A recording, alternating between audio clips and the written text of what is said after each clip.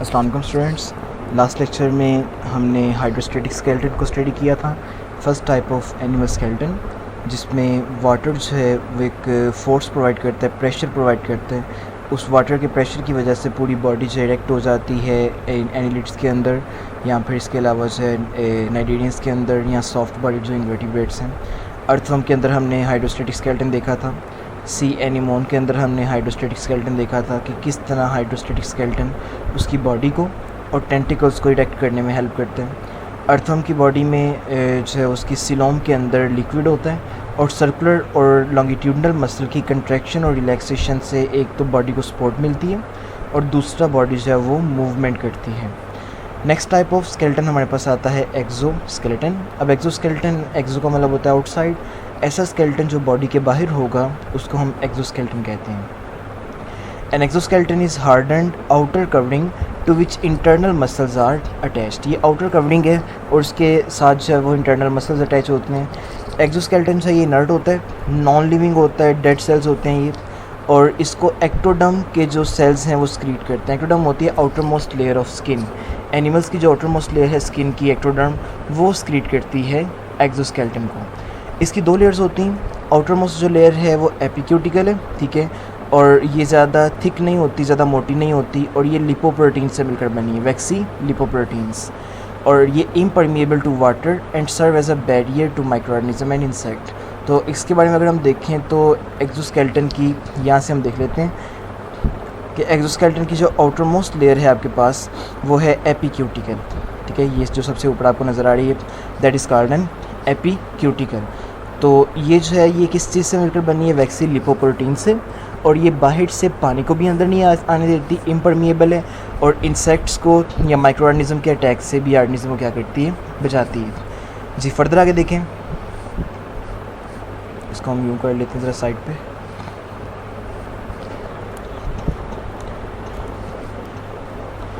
जी तो first layer तो आपके पास आ गई एपिक्यूटिकल, ठीक है। अब सेकंड है the bulk of exoskeleton is below the epicuticle and is called the प्रोक्यूटिकल।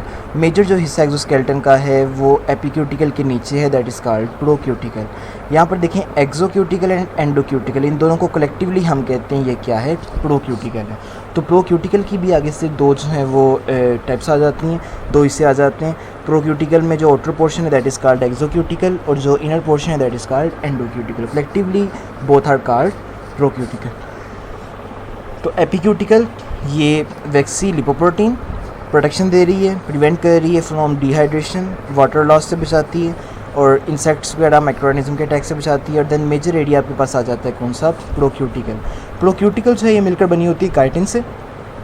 Chitin क्या होता है, ये टफ लेदरी पॉलीसेकेराइड है and several type of proteins. तो जो प्रोक्यूटिकल है इसमें प्रोटीन्स होती हैं डिफरेंट टाइप की, और काइटिन होता है केमिकल, ठीक है, और ये टफ होता है, लेदरी होता है, इसके अलावा पॉलीसेकेराइड्स होते हैं इसके अंदर। It is further harden by sclerotization, ठीक है। स्क्लेरोटाइजेशन क्या होता है कि टिश्यूज़ के अंदर मिनरल्स को स्टोर करके टिश्यूज़ को हार्ड कर देना। तो फर्दर इसके अंदर मिनरल्स को स्टोर किया जाता है जिससे ये हार्ड हो जाता है। तो this process is called sclerotization and sometime by impregnation with calcium carbonate. Sometime इसके अंदर कैल्शियम कार्बोनेट को भी स्टोर किया जाता है, तो उसकी वजह से भी ये प्रोक्यूटिकल फर्दर क्या हो जाती है, हार्ड हो जाती है। The simplest example of an exoskeleton is the shell of mollusc. अब इसके बारे में देखें, जो मोलस्क का शेल है ये सिंपलेस्ट एग्जाम्पल है आपके पास एक्जोस्केलेटन का। All these are mollusc shells, ठीक है। ये भी जो है आपके पास बाईवाल्व मोलस्क है, इसके दो वाल्व होते हैं, एक अपर वाल्व है, एक लोअर वाल्व है। तो मोलस्क के जो शेल्स हैं ये भी किस में आते हैं, सिंपलेस्ट एक्जोस्केलेटन में आते हैं। Which generally consist of just 1 or 2 pieces. Bivalve mollusc है तो 2 पीसेस होंगे, अगर दूसरा मोलस्क है तो 1 पीस होगा उसका। Some marine bivalve and snail have shells composed of crystals of calcium carbonate. अभी जो बाईवाल्व हैं या कुछ स्नेल हैं, इनके शेल के अंदर कैल्शियम कार्बोनेट होता है, ठीक है, उसके क्रिस्टल्स होते हैं। The shell of land snail generally lack the hard material and are much lighter. Mostly जो लैंड स्नेल के शेल होते हैं बड़े हल्के से होते हैं, लाइट होते हैं, ज़्यादा हार्ड मटेरियल उनके अंदर नहीं होता। Molluscan shell can grow as the animal grow. जैसे जैसे एनिमल ग्रो करता है तो मोलस्क के शेल भी ग्रो करते हैं, जिसकी वजह से हमें शेल के ऊपर ये रिंग्स नज़र आती हैं, ये वाली, ठीक है।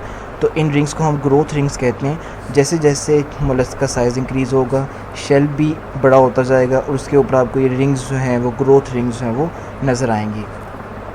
The soft part of mollusc body है वो हाइड्रोस्टेटिक स्केलेटन। अब ये देखें, ये तो हो गया एक्सोस्केलेटन। इसके अंदर जो मोलस्क है उसकी बॉडी के अंदर एक हाइड्रोस्टेटिक स्केलेटन भी पाया जाएगा जो उसको फर्दर सपोर्ट प्रोवाइड करेगा। जी बेस्ट जो एक्सोस्केलेटन है वो पाया जाता है आर्थ्रोपोड्स के अंदर, ठीक है। आर्थ्रोपोड क्या जो एक्सोस्केलेटन है वो डिफरेंट टाइप के केमिकल से मिलकर बने और वो अडॉप्टेड है ताकि आर्थ्रोपोड लिव सके रह सकें लैंड के ऊपर डिफरेंट एनवायरनमेंट में, ठीक है। Allow them to live and grow within their exoskeleton. Exoskeleton के अंदर जब वो इजीली इंसेक्ट के अंदर रह सकते हैं, डिफरेंट एनवायरनमेंट में सर्वाइव कर सकते हैं। एक्सोस्केलेटन के अंदर इन्वेजिनेशंस होती हैं जो रिजेस और फर्डोज बनाती हैं, बार्स बनाती हैं। इन बार्स के साथ बॉडी के मसल्स अटैच होते हैं। तो इंसेक्ट के अंदर जो एक्सोस्केलेटन है उसमें मसल की अटैचमेंट के लिए स्पेसिफिक पॉइंट होते हैं। इसी तरह इंसेक्ट का जो एक्सोस्केलेटन है जहाँ पर उसकी टांगों वगैरह के जॉइंट्स होंगे वहाँ पर एक्सोस्केलेटन मॉडिफाई होता है, सॉफ्ट होता है, ठीक है। तो exoskeleton are thin, soft and flexible at joints ताकि मूवमेंट भी अलाउ हो सके। Consequently joints move very easily. इसके अलावा जो मॉडिफिकेशन आती हैं कि एक्सोस्केलेटन के ऊपर जो है सेंसरी रिसेप्टर्स होते हैं जिनको हम सेंसीला कहते हैं, बड़ी बड़ी हेयर्स जिनको हम सेंसीला कहते हैं, या जिस तरह बिल्ली की मूछें होती हैं ब्रिस्टल्स, ठीक है, उस तरह के थिक हेयर्स। तो थिक हेयर्स हो सकते हैं या बरीक हेयर्स हो सकते हैं जो सेंस टच को डिटेक्ट करते हैं, ठीक है। इसके अलावा लेंसेज हो सकते हैं जो आइज़ देखने में हेल्प करेंगे, फोटो रिसेप्टर्स होंगे। या एक्सोस्केलेटन जो है वो मॉडिफाई होता है गैस एक्सचेंज के लिए कि एक्सोस्केलेटन से भी गैसेस की, ऑक्सीजन की इनटेक एंड कार्बन डाइऑक्साइड की जो है वो एक्सहेल कार्बन डाइऑक्साइड को जो है वो किया जा सकता है। अब ये मेन काम जो आर्थ्रोपोड के एक्सोस्केलेटन का है वो प्रोटेक्शन करना है। एनिमल को प्रोटेक्ट करते हैं from their enemies, from rough environment and from drying. जिसमें हमने पीछे देखा कि एक्सोस्केलेटन की जो आउटर मोस्ट लेयर है जिसको हमने एपिक्यूटिकल कहा है वो पानी को जो है यहाँ से गुजरने नहीं देती। जब पानी नहीं गुजरेगा तो ऑटोमेटिकली जो है वो डिहाइड्रेशन से ऑर्गेनिज्म बचा रहेगा, वो बहुत गर्म एनवायरनमेंट में भी सर्वाइव कर सकता है क्योंकि पानी उसकी बॉडी से लीव नहीं करेगा। ये सारे थे एडवांटेज। अगर हम डिसएडवांटेज की तरफ आएँ तो एक्सोस्केलेटन का एक मेजर डिसएडवांटेज ये है कि ये साइज़ में ग्रो नहीं करता, ठीक है। आर्थ्रोपोड्स के exoskeleton can not grow larger.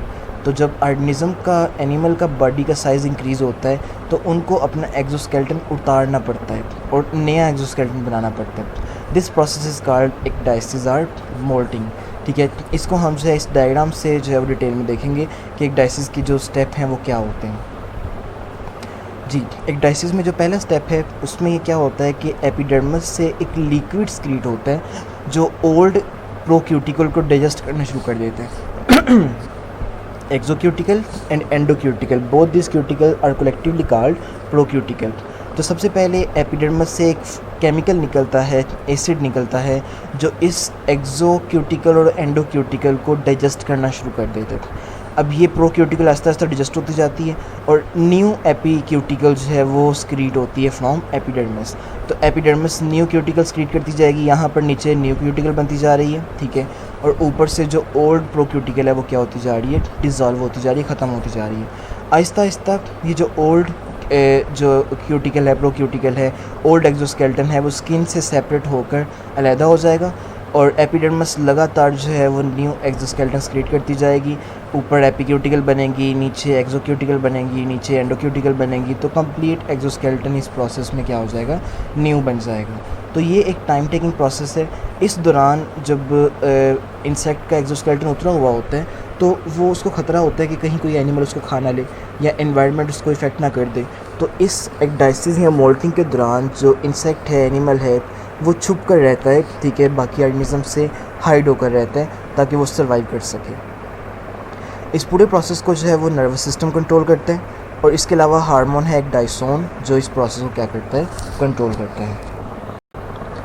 अगर एडवांटेजेस की तरफ आएँ, फंक्शंस की, मेजर फंक्शंस के बारे में देखें कि स्केलेटन सिस्टम के क्या मेजर फंक्शंस हैं, तो कुछ फंक्शंस उसमें पहला फंक्शन है सपोर्ट एंड शेप। ऑर्गेनिज्म की बॉडी को जो सपोर्ट प्रोवाइड करना, शेप प्रोवाइड करना, ये स्केलेटन का काम होता है। Bone support soft tissues and serve as attachment site for most muscles and provide shape to the body. Bones के काम क्या हैं, एक तो आपकी बॉडी को सपोर्ट देना, दूसरा आपकी बॉडी को शेप देना, थर्ड आपकी बॉडी को मूवमेंट के लिए मसल्स की अटैचमेंट प्रोवाइड करना कि मसल्स हड्डियों के साथ लगे होते हैं। सेकंड फंक्शन आपके पास आता है प्रोटेक्शन जो बोन्स हैं ये प्रोटेक्ट करती हैं critical internal organ such as हमने देखा ब्रेन, आपके ब्रेन को जो है वो स्कल प्रोटेक्ट कर रहे हैं, स्पाइनल कार्ड को रीढ़ की हड्डी प्रोटेक्ट कर रही है, हार्ट और लंग्स को रिब्स प्रोटेक्ट कर रही हैं। थर्ड हमारे पास फंक्शन आएगा मूवमेंट। जो बोन्स हैं ये मूवमेंट भी अलाउ करती हैं, स्केलेटन मूवमेंट अलाउ करता है। Skeletal muscles attach to the bones help in moving the body. Mineral homeostasis, हड्डियों के अंदर कैल्शियम फास्फोरस जो मिनरल्स हैं उनको स्टोर किया जाता है। Bone serve as a store for calcium, phosphorus, sodium, potassium. दो negative feedback mechanism, through negative feedback mechanism bones can release और take up mineral to maintain homeostasis. अगर कभी आपके ब्लड में कैल्शियम कम हो जाता है तो हड्डियों के अंदर से कैल्शियम निकल कर ब्लड में चला जाता है। इसी तरह अगर ब्लड में कैल्शियम ज़्यादा हो जाएगा, फास्फोरस ज़्यादा हो जाएगी तो वो हड्डियों में जाकर स्टोर हो जाएगा। इसके अलावा एक बहुत इंपॉर्टेंट फंक्शन जो बोन्स का है, स्केलेटन का है, वो है blood cell production. Red and white blood cells are produced in bone marrow. हड्डी का जो सॉफ्ट पोर्शन होता है सेंटर वाला, हड्डी के दो पोर्शन होते हैं, आउटर पोर्शन हार्ड होता है और सेंट्रल पोर्शन जो है वो सॉफ्ट होता है। उस सॉफ्ट के अंदर एक पाया जाता है बोन मैरो, ठीक है। सॉफ्ट जो बोन है उसके अंदर बोन मैरो होता है। बोन मैरो के अंदर ब्लड सेल्स बनते हैं, red blood cells, white blood cell. Bone marrow क्या है? एक कनेक्टिव टिश्यू है found within certain bones, जो लॉन्ग बोन्स होती हैं आपकी, ठीक है, जिस तरह फीमर हो गई, टांग की बोन, लेग बोन, इसी तरह इनके अंदर से ये बोन मैरो होता है जो कनेक्टिव टिश्यू है और यहाँ पर ब्लड सेल्स की प्रोडक्शन होती है। तो इस टॉपिक में हमने एक्सोस्केलेटन को डिटेल में डिस्कस किया है। एक्सोस्केलेटन के फंक्शंस क्या थे, ठीक है, वो एक्सोस्केलेटन किस तरह से है वो इंसेक्ट्स को ज़िंदा रहने में हेल्प करता है। मोलस्क के बारे में हमने देखा, उसके अंदर ग्रोथ रिंग्स पाई जाती हैं। एक्सोस्केलेटन विद ग्रोथ, एक्सोस्केलेटन की भी ग्रोथ होती रहती है, लेकिन आर्थ्रोपोड्स के अंदर ऐसा नहीं है। आर्थ्रोपोड के अंदर एक्सोस्केलेटन को रिप्लेस करना पड़ता है by the process of ecdysis और मोल्टिंग। एंड देन लास्ट पर हमने स्केलेटन सिस्टम के कुछ फंक्शंस देखे हैं जो ऑर्गेनिज्म को सर्वाइव करने में हेल्प करते हैं। नेक्स्ट लेक्चर में इंशाल्लाह हम एंडोस्केलेटन को स्टार्ट करेंगे और उसके जो मेजर कंपोनेंट्स हैं बोन एंड कार्टिलेज उसको डिटेल में इंशाल्लाह डिस्कस करेंगे।